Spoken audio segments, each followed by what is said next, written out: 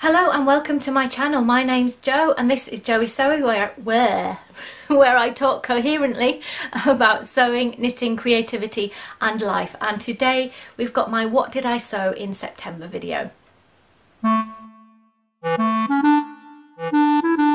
So I was really late with my What Did I Sew in August video, as you may or may not know, and September honestly was quite a slow sewing month. So I have 2.5 things to show you, and I can give you a little sneaky update on 2 other things that are half made that will, I hope, be in my What Did I Sew in October video eventually. So the first thing is what I'm wearing. This is a blouse. I'll give you a little twirl. This is my self-drafted blouse. I think I showed you this in a pink, well I know I showed you it in a pink bird print. I'm just trying to decide whether it was June or July. I will link down below and in a card if I remember. But I showed you the drafting of it. It's a very, very simple shape. So you have an armhole here and you have a neck hole here. The neck is just big enough so that I can get it over my head so there's no fastening because I was lazy, and I'm still working out what kind of fastening I might want to add to this blouse if I do add. I think if you were in ready to wear you would have a button or something at the centre back there, or you could put something here, you could put something here if you wanted it, but so far when I've made this the 2 times I've basically avoided that issue entirely and just made the neck hole big enough that it goes over my head, but no bigger.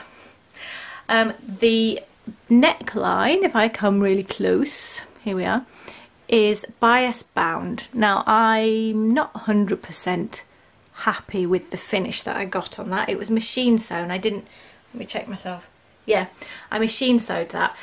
On the last one I folded the fabric over and hand sewed it, which is certainly not something you would get away with machine sewing, but it worked hand sewing. When this is hung on a hanger, it looks a lot worse than when I'm on my body. So every time I look at it in the wardrobe I think, no, it's going to look awful. But when it's on my body, the binding lies much flatter. So I don't know what that's about. I did hand sew the armhole. So I really don't know if you're going to be able to get a view of that, but I will try and show you. So there are some tiny, tiny prick stitches here. And it is folded over. So it's folded double and then tiny prick stitches, which I didn't try to hide. I've done it in a contrasting green thread. So I went for a simple finish to the armhole as well. I was fancying doing binding, but then I didn't enjoy how this turned out so well, so I did it by hand on the armholes again. The bottom has a dipped hem at the back. The front I have tucked in at the moment, but even if I don't tuck it in, the back is longer than the front. And I sewed that by machine, so I folded that over and I edge stitched it. I'll show you that. There you are. So that's the inside. If the camera will focus, that is the outside. There you go. So that's the finish on there. This fabric I got from the Shuttle in Shipley, West Yorkshire. They don't have an online presence. I think they still had some in. I got this more than a year ago because the rest of the fabric I bought I made a wedding outfit with, which you've never seen because it was before I was making a lot of vlogs. Maybe I'll show you one day. So I had about a metre left over, and so I got this out of about a metre of fabric. Overall cost about £3 because it's not expensive, it's probably polyester, but it's very drapey. So this self-drafted blouse that I've made it definitely needs to be made in drapey fabric, but I'm finding it really, really wearable, this shape. I like, it's got no arm, no sleeves, it's got like drop shoulder sleeve, and I'm liking that. It is turning colder, so as it gets colder I'm going to have to layer this, I think, with a long sleeve t-shirt because I'm cold all the time, or underneath a cardigan. I don't really have any suitable cardigans to go with this. Lots of my cardigans are kind of rather more sporty, and this is definitely not a sporty top, so I may need to make a cardigan to layer over this on my ever-expanding list of stuff I want to make. It's infinite, basically. So that is piece number 1 that I made, the self-drafted blouse. So here is piece number 2 that I made, and it's a dress. I'll show you.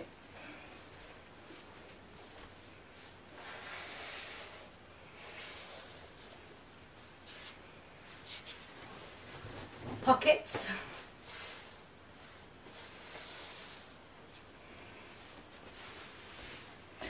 So this is the Myrtle Dress from Seamwork, and it is initially drafted in a knit fabric. So I'll just tell you about the details before I talk about making it. It has this cowl neck, which I really like. It has shoulder tabs here, which are not actually all that functional, so you can have them or not have them, whichever you prefer. Oops, they were out of shot. It has a simple back, so there are no fastenings or openings because the neck is big enough that you can get it overhead, and the waist is elasticated, so that is okay for getting over your head as well. It has pockets, which many of us are obsessed with pockets.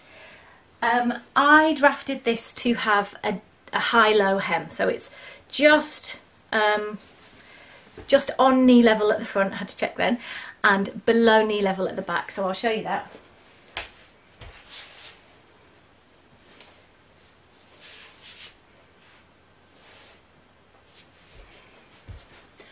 And that was a modification that I made based on a dress. I think I showed you the dress. It's a ready-to-wear dress that I had a ruffle here that I cut off. Anyway, I really like the height of that hem on the dress, so I decided to basically lay it out on my sewing table and take the measurements of what the difference was between the front and the back, and then I made a curve so that this would mimic that. So overall, I really like how this dress turned out. I have only made 2 dresses this year. This is number 2. And the first dress that I made this year, I have already rehomed because it did not turn out the way I wanted it, and I didn't feel good in it, so it didn't stay in my wardrobe. And if you want to see that, I made it the first half of the year. I know it's in my mid-year review video. I will link them both below. Yeah, but it just wasn't a shape that worked on me at all. And I'm trying to be much more thoughtful about what does suit me and what doesn't suit me, and this shape I really do like. So I chose this shape much more thoughtfully than I chose the last dress shape. I looked at the ready-to-wear dresses that I have in my wardrobe and what shapes they have that are successful for me, and then I tried to find a pattern that worked for that. I already had the Myrtle Dress pattern because I had a Seamwork subscription for a while, and it was one of the patterns that I downloaded, but I'd never made it. So I want to say a little bit about that pattern. It, as I said, is initially drafted for knits, and this is a woven. Now it is also pitched as you can make this in wovens, so, and they even have a specific set of instructions written for making it in wovens. So I thought, fantastic, I'm going to be able to translate this. The company themselves are saying that you can make it in wovens, it will be easy. It wasn't easy, and it was for one simple reason. It is a very easy dress to make. It's very simple. The front you make double, so that the line here is just a fold line. There's no seam line there. It helps it to fall really nicely, and it also means you don't have to do a facing or anything here. Getting the armholes and the order that you put things together for the front and back is a little bit complicated because of this being double layered, but that is explained well. The bit that really fell down, which is kind of schoolboy error, was the sizing. So the dress is initially drafted for knits, and it's drafted with negative ease because knits stretch. Wovens don't stretch. That's kind of the point, isn't it? That's the thing. Knits stretch, wovens don't stretch generally.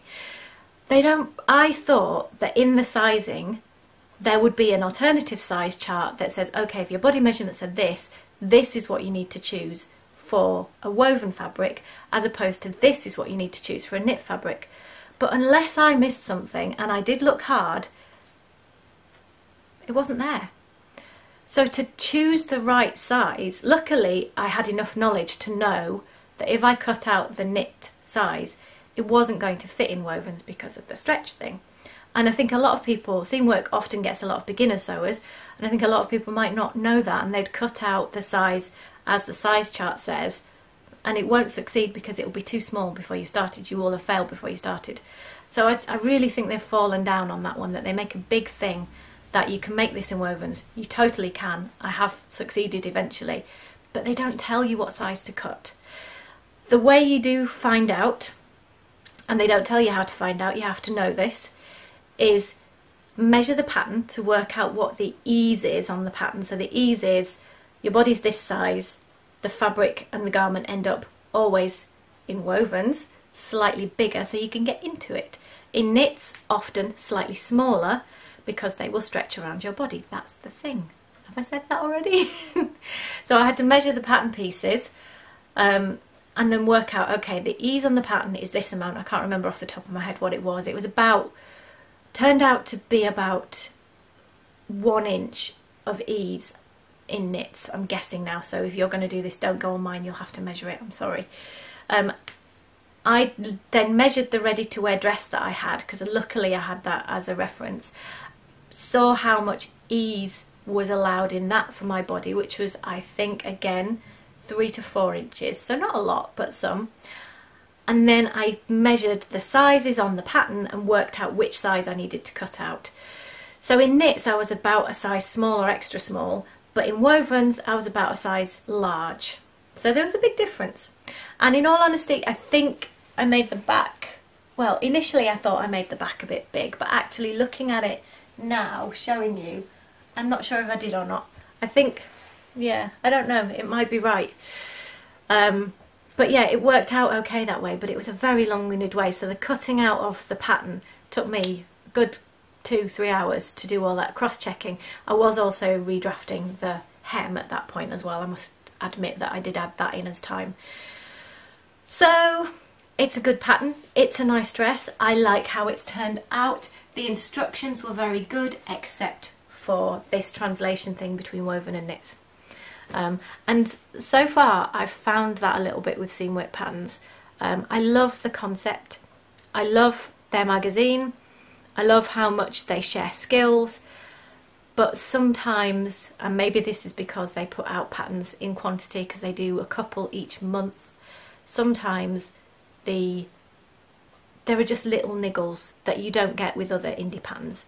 But I wouldn't say don't use seam work, I would just say bear in mind that occasionally that it's not the most perfect of instructions. But then again, until you've tried a set of instructions, what do you know? So this is the Myrtle Dress from Seamwork, made in wovens, and I really love it. Next is half a make. So I'm going to have to step back. It's not the top, it's the skirt.